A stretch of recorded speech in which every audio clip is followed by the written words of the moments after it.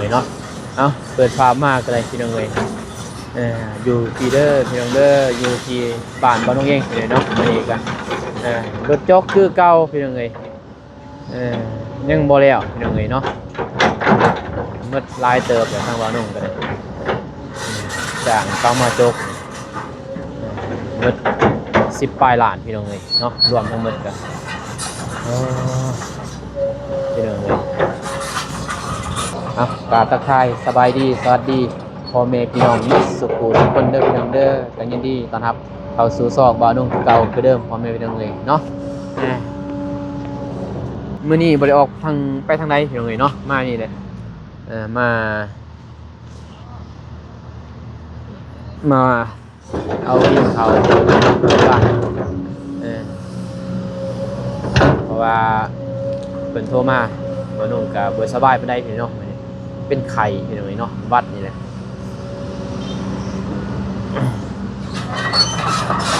วัดไอ้พี่น้องเนาะ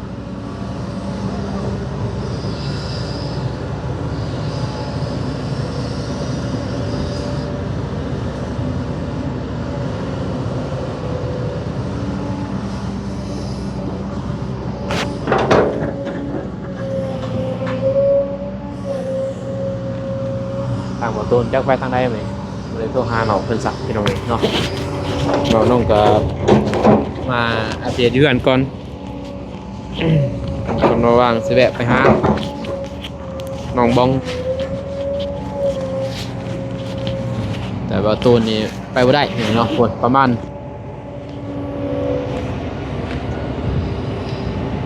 ทิศนึงเป็นยังไงเนาะ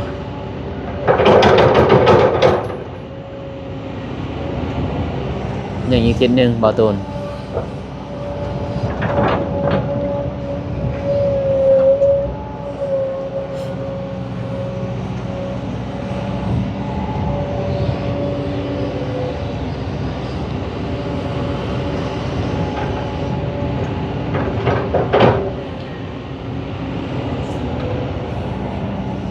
พ่อจะบอก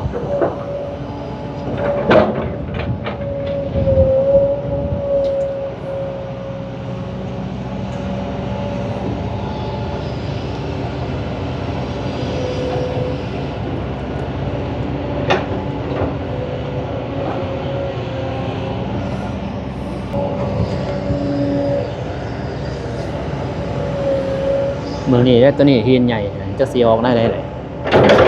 ยกออกไหนบ่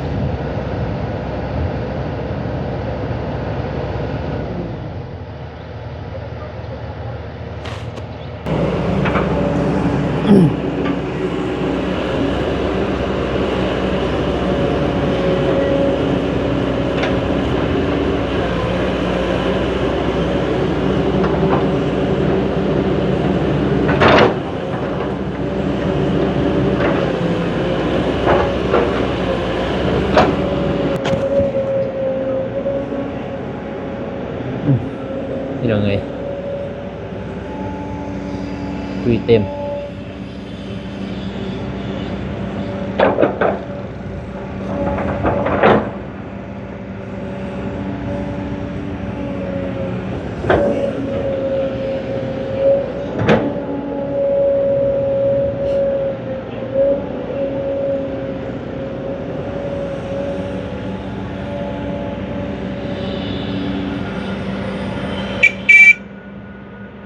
จับออกเด้อ โอ้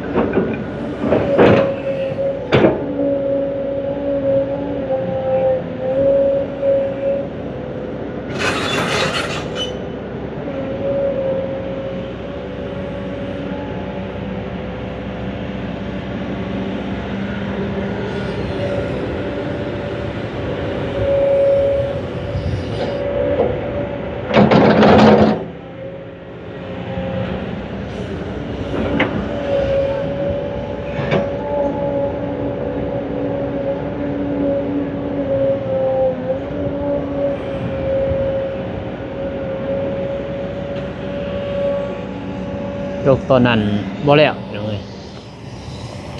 ลูกๆกักๆโอ้ก็เลยจ้างเพิ่นใหม่อีกจ้างคือใหม่กูเก่าไว้เรื่องนี่เลยเนาะเว้าก็บ่ฟังความตัวนี้จักแล้วยังทันหูเลยเพราะว่าบ่โนแซงเพิ่นจกตัวนี้ก่อนนี่มันมีหินอยู่จกออกมันบ่ได้กันบ่นี่ปรับโอ้ยสูงเลยเดี๋ยวเราทมไปพวกนี้เลยแป้งดีเลยเลยต้มไว้เดี๋ยวเลย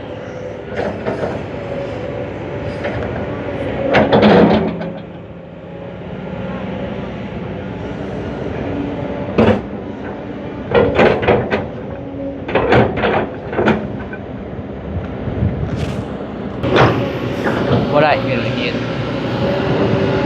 สูงเกิน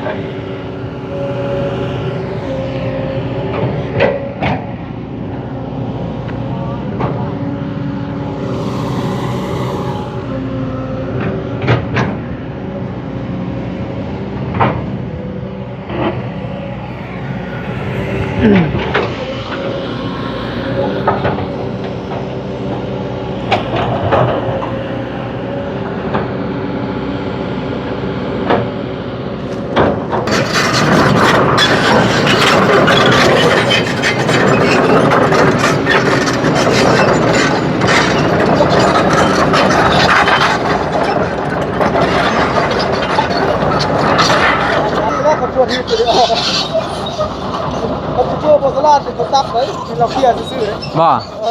เพี้ยนซื้อเลย โอ้แค่นี้ยังใส่ได้อยู่ห่อเอาพี่น้องเอ้ยดีแล้วมันก็กลับแล้วเงิดไป11 ล้านพี่เนาะ10,000 กว่าเกือบ20,000 20,000นั่นแหละพี่น้องเอ้ยเนาะ11 ล้าน3 แสนดี20,000พี่เนาะเอาดินเขาซื่อๆเด้20,000มารวมกับตัวเก่าอีก10,000 กว่าตอนนั้นก็เป็น30,000 ป้ายพี่น้องเอ้ยเนาะพอดีหมดเป็นหมด30,000เฉพาะแต่ดิเอาดินเขาพี่น้องเอ้ยเนาะรวมกับค่าสร้างก็40,000 50,000 60,000เกือบแสนเอ้ยเนาะ60,000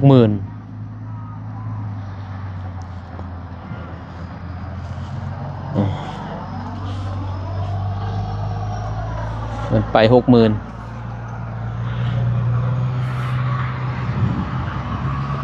บาทซื้อเศร้ากะ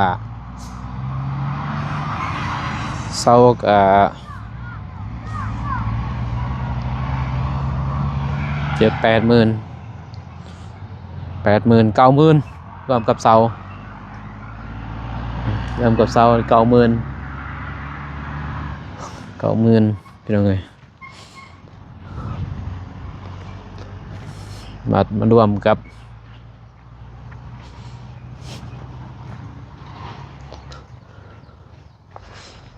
ปูนเหล็กแสนกว่า200,000แสนหาหรือ150,000หมดป้ายบ่น้องเฮ็ดนี่หมดอยู่150,000พี่เนาะซื้อทั้งดินบล็อกดินยาง150,000150,000 160,000พุ่นแหละ60,000รวมกับดินบล็อกอาลงไฟ80,000เกือบ200,000พี่น้องเอ้ยเนาะ180,000 บาทถึงรวมอาลงไฟนำโธ่พี่น้องเอ้ยเนาะเมิดเส้นกลัวเมิดปานนี้พี่เนาะโจ๊ะบ่มีเงินปานนี้เอาน้องเมิดซ้ำนี้แหละปีนี้พี่น้องเอ้ยเนาะเงินก็บ่ใหญ่น้องน้อยๆสำหรับบ่าวน้องนี่ใหญ่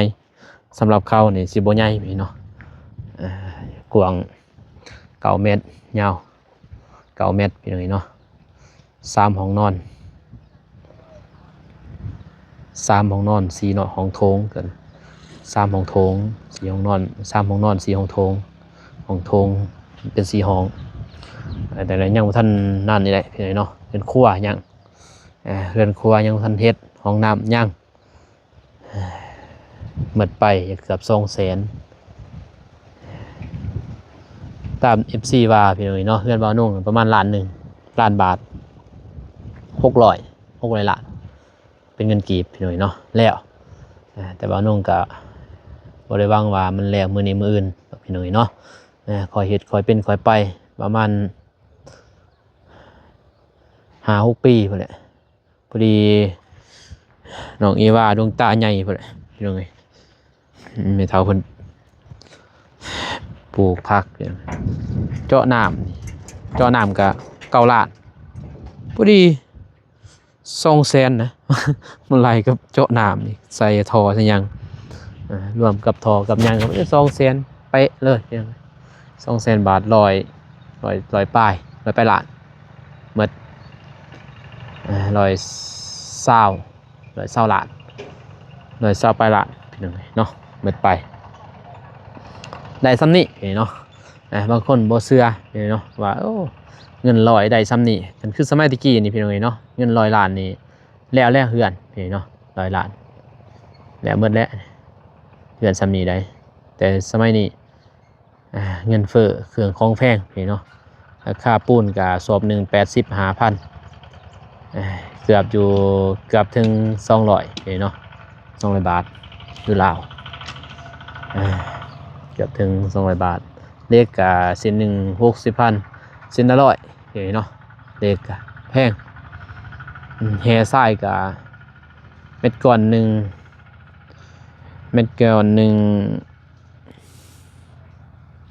ทรายนี่เม็ดก้อนหนึ่ง500เพียงหน่อยเนาะเม็ดก้อนหนึ่ง500 บาทแห่นี่เม็ดก้อนหนึ่ง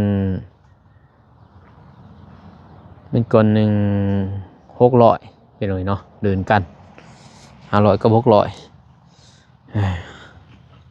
พอมันแพงหมดพี่เนาะตะกี้นี่บ่แพงดินบล็อกนี่ก้อนหนึ่ง5,000มันก็ถือ10 บาทอย่างนี้เนาะพอละ10 บาทดินบล็อกอิฐบล็อกนี่คืออย่างไงเนาะโอเคพี่น้องเนาะคลิปนี้บ่าวนุ่งก็มาอัปเดตอยู่เฮือนอยู่ซ่านเด้อพี่น้องเด้อเนาะมาเบิ่งนี่แหละก็สำเร็จสมบูรณ์ไปเนาะมีแต่ปรับดินแล้วก็ถ้ามีงบมีเงินไปเนาะสิจ้างสร้างเพิ่นก่อ50ขึ้นบัดนี้เพราะว่าบ่าวนุ่งก็ซื้อแล้วนั่นลงตู้ปองเอี่ยมยังหมดพี่น้องซื้อไว้หมดเลยก็เลยว่ามีแต่ซื้ออิฐบล็อกบัดนี้ซื้อดินจีพี่เนาะแล้วก็ปูนเด็กก็ยังเหลืออยู่เด็กพี่เนาะยังแต่ปูนกับทรายเฮแล้วก็ดินจีพี่เนาะ ก็ขึ้น